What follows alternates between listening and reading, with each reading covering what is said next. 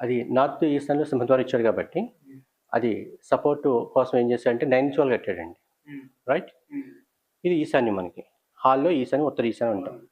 ఇలాగా ఇక చిల్డ్రన్స్ బెడ్రూమ్కి వచ్చేటప్పటికి మనకి పిల్లర్ కనబడుతుంది, ఈ వాల్ కనబడుతుంది కదండి. ఆ వాల్, ఆ హోల్ అబ్జర్వ్ చేస్తే మీకు విడ్త్ ఇంతే కనబడుతుంది, 4 ఇంచ్ వాల్ అంటే 4 ఇంచెస్ వాల్ కనబడుతుంది. ఇప్పుడు ఏమైంది, చిల్డ్రన్స్ బెడ్రూమ్లోనేమో మనకేమో సన్నపంటి వాల్ వచ్చింది, అంటే 6 ఇంచ్ వాల్ వచ్చింది. ఇక్కడ వచ్చి 9 ఇంచ్ వాల్ వచ్చింది.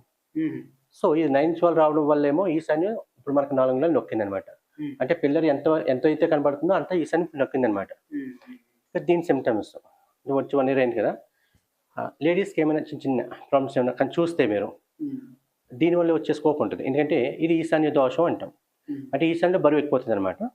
ఇది వాయువులో బరువు తక్కువ అవుతుంది కదండి. ఇది 6 అంగుళాల వాల్ అంటే బరువు తక్కువ అయిపోయింది, అక్కడ బరువు ఎక్కువైంది ప్లస్ నొక్కింది, ఇక్కడ వాయువు పెరిగింది.